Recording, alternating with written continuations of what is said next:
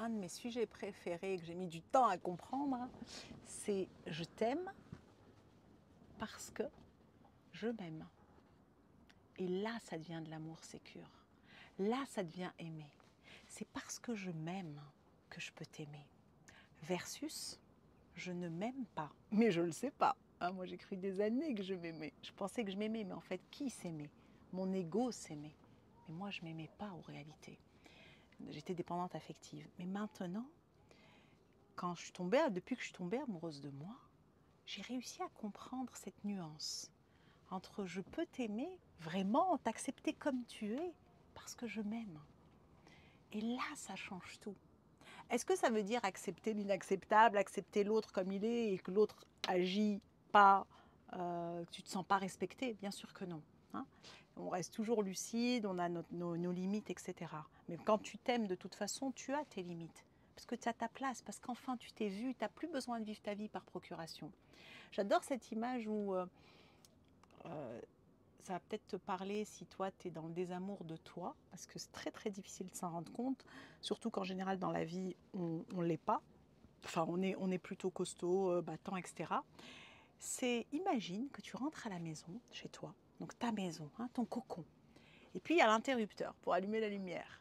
Et en fait, tu le vois le bouton, tu sais qu'il est là, mais tu t'appelles ton partenaire et tu lui dis, tu viens allumer la lumière à la maison s'il te plaît?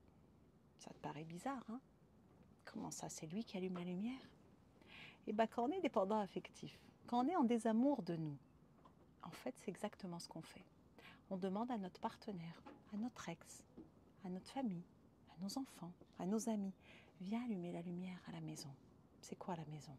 La maison, c'est toi. C'est ta maison. C'est ton être. Et tu lui dis, en fait, allume la lumière, parce que si tu l'allumes pas, si tu me dis pas les mots doux que j'ai envie d'entendre, c'est ça, allumer la lumière. Si tu me donnes pas d'attention, si tu ne me vois pas, si tu ne m'écoutes pas, et ben moi j'ai la lumière éteinte à l'intérieur. C'est exactement pareil.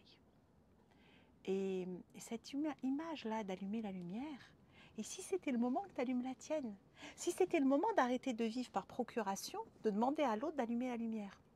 Moi, j'étais tellement dépendante affective que quand j'écrivais un message à mon partenaire, et tu sais, surtout dans ces débuts de relation, ou quand on se prend la tête, ou quand on est séparé et qu'on n'a pas envie d'être séparé, on est là, on reçoit le message ou on envoie un message.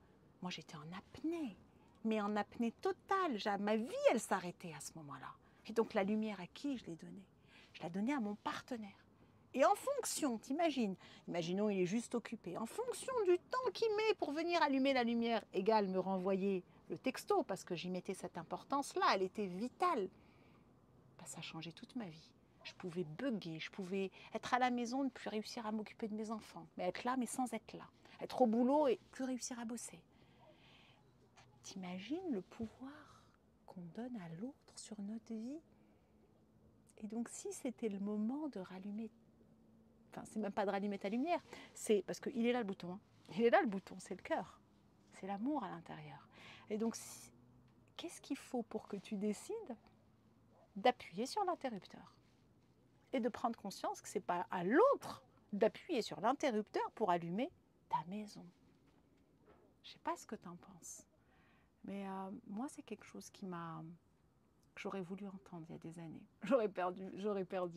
J'ai perdu, mais c'est ok. Il fallait que je passe par là, par ces épreuves pour t'en parler, par ces épreuves pour faire ces programmes, par ces épreuves pour écrire ce livre, par ces épreuves pour ces conférences et ces conférences spectacles.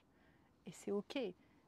Il a fallu que j'alchimise moi-même tout ça, même si je suis thérapeute depuis 14 ans et que j'ai accompagné des centaines de personnes. Donc, à quel moment tu décides d'allumer ta lumière? Raconte-moi.